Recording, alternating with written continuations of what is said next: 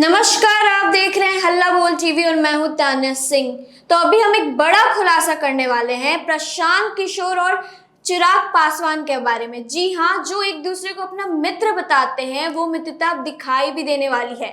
बताया जा रहा है कि चिराग पासवान के नेताओं को प्रशांत किशोर अब टिकट भी देने वाले हैं। क्यों और कैसे, इस पर जानकारी देने के लिए हमारे साथ जुड़े हुए हैं हल्ला बोल टीवी के संपादक दीपक शर्मा जी। क्यों? इसलिए क्योंकि चिराग पासवान और प्रशांत किशोर की मित्रता छिपी हुई नहीं है। और किस लिए? इसलिए कि प्रशांत किशोर और चिराग पासवान में इस बात को लेकर ट्यूनिंग बनी है जनसुराज और लोजपा में कि अगर कुछ ऐसी सीटें हैं जिन पर चिराग पासवान के पास मजबूत पहलवान है लेकिन एनडीए में टिकट नहीं मिल पा रहा है, वो सीटें किसी दूसरे को दे दी जा रही हैं, तो चिराग पासवान अपने पहलवान भेज देंगे किसके साथ? प्रशांत किशोर के पास। और प्रशांत किशोर उनके पहलवानों को जांच पर रख लेंगे कि उनके पहलवान ठीक हैं कि नहीं, कोई बाहुबली तो नहीं है, कोई अपराधी तो नहीं है, कोई ऐसे तो नहीं है जिससे जनसुराज की साख पर बट्टा लगेगा। और अगर पहलवान ठीक लगेंगे तो उन चिराग पासवान के उन पहलवानों को जनसुराज टिकट दे देगा। इतनी बातचीत आगे बढ़ी है दोनों के बीच।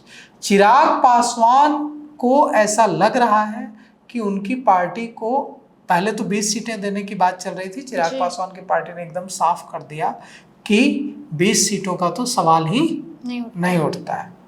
फिर बात तो ठीक है तो कम से कम 30 सीटें पर मान जाइए, 30 सीटें मिल जाएंगी। 30 सीटों का ऑफर दिया जा चुका है उनको। मतलब अभी एनडीए में स्थिति है 101 या 2 जनता दल यूनाइटेड, 100 सीटें या 101 सीटें भारतीय जनता पार्टी, 30 सीटें लोजपा रामविलास जो चिराग पासवान की पार्टी है, और बची जो 11-12 सीटें उसमें उपेंद्र कुशवाहा की पार्टी आरएलएम और जीतन राम मांझी की पार्टी हम, यही बंटवारा है। तो 30 सीटों के अलावा बड़ी संख्या में चिराग पासवान के पास पहलवान है जो चाहते हैं कि अखाड़े में उतरें, चाहते हैं कि जब शंख बजे तो उसमें अपना कौशल दिखाएं। अब वो कैसे लड़ेंगे?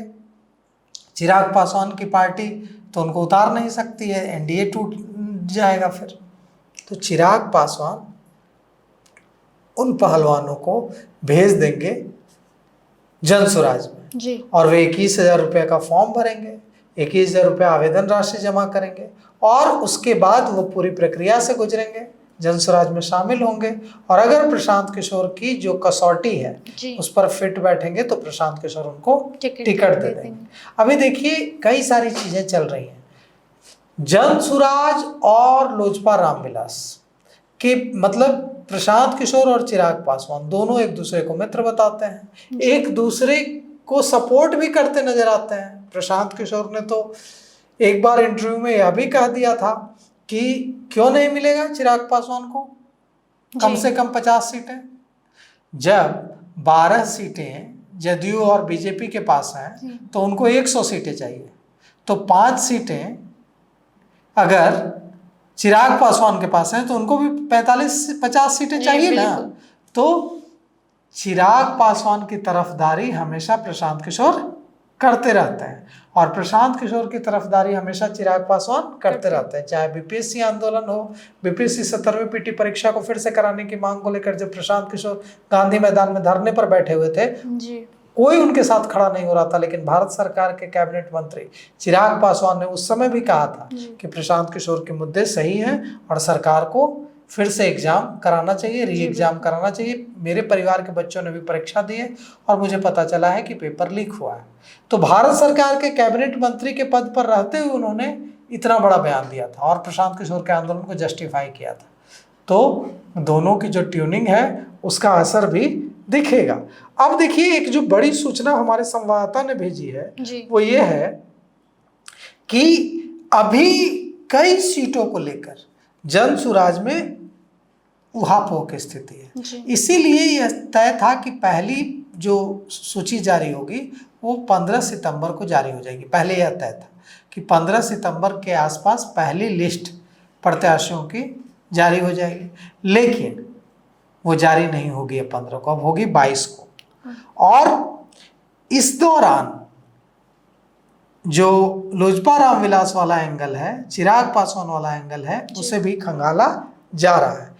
अब जिन लोगों को भी यह लगता है कि इधर जैसे मान लीजिए कि 30 सीटें जो मिली चिराग पासवान को, उसमें जो सीटें नहीं मिलेंगी उन्हीं सीटों के पहलवान भेजेंगे ना चिराग पासवान। तो अभी चिराग पासवान को खुद ही नहीं पता है कि उनको कौन सीटें मिलेंगी, कौन सीटें नहीं मिलेंगी। तो इसीलिए चिराग पासवान और प्रशांत किशोर के बीच जो एक अघोषित रूप से समझौता है जी। उसी की वजह से यह जो है सीटों की जो प्रत्याशियों की जो लिस्ट की घोषणा है उसमें समय लग रहा है।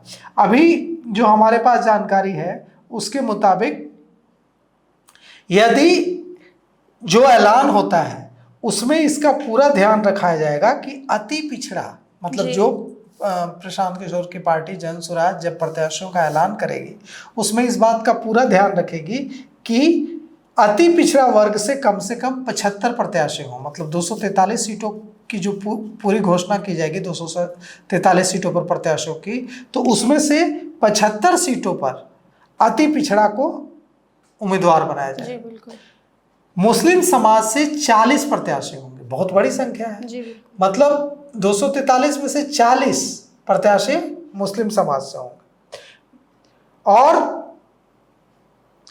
लगभग 97 सीटें महिलाओं को दी जाएंगी। अनुसूचित जाति जनजाति को जो रिजर्व सीटें हैं उनके लिए, उसके अलावा भी जनरल सीटों पर भी उतारने की योजना प्रशांत किशोर की है। और इसका उद्देश्य यह है कि जाति को लेकर जो राजनीति होती है बिहार में उसको तोड़ा जा सके। जी बिल्कुल। साथ ही साथ हमारे संवाददाता ने यह भी हमें खबर भेजी है कि प्रशांत किशोर चुनाव नहीं लड़ सकते हैं, क्योंकि अगर बड़ा खुलासा किया हमारे संवाददाता ने किया है। हमारे संवाददाता ने जो हमें खबर भेजी है उसके मुताबिक प्रशांत किशोर इस बार चुनाव नहीं लड़ेंगे, क्योंकि प्रशांत किशोर अगर चुनाव लड़ेंगे तो फिर उन्हें अब एक सीट पर ज़्यादा मेहनत करनी होगी, फिर बाकी की 242 सीटों पर वे कम एक्टिव हो पाएंगे। उन्हें चुनाव लड़ाना है, उन्हें चुनाव लड़ना नहीं है। इस वजह से कोशिश होगी कि प्रशांत किशोर चुनाव, मतलब जो प्रत्याशी हैं उनकी कोशिश है कि प्रशांत किशोर न लड़े जी। क्योंकि अगर प्रशांत किशोर एक सीट पर चुनाव लड़ेंगे तो ज़्यादा उनको फोकस करना होगा।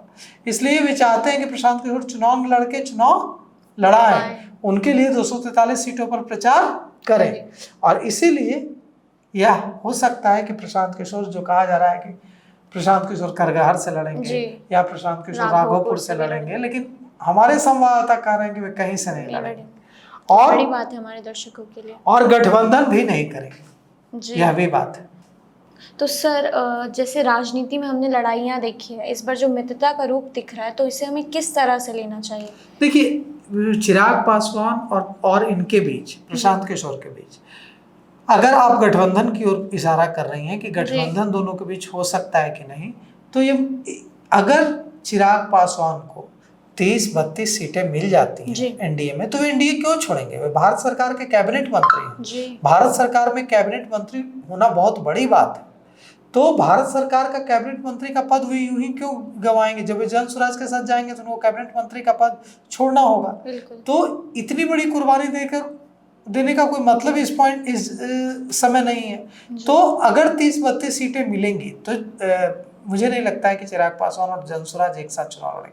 चिराग पासवान एनडीए में ही रहेंगे और अपने कुछ पहलवानों को जिनको टिकट नहीं मिल पाएगा उनकी पार्टी में, क्योंकि वे सीटें दूसरी पार्टियों को चली जाएंगी, वैसे पहलवानों को वे भेज सकते हैं और प्रशांत किशोर से टिकट दिलवा सकते हैं। तो सुना आपने कि चिराग पासवान के नेताओं को प्रशांत किशोर टिकट दे सकते हैं इस बार, और साथ ही साथ ये भी खुलासा किया है कि प्रशांत किशोर इस बार चुनाव नहीं लड़ेंगे। फिलहाल इस पर आपकी क्या राय है, हमें कमेंट करके ज़रूर बताएं। एंड आगे की खबरों के लिए देखते रहे हल्ला बोल टीवी। धन्यवाद।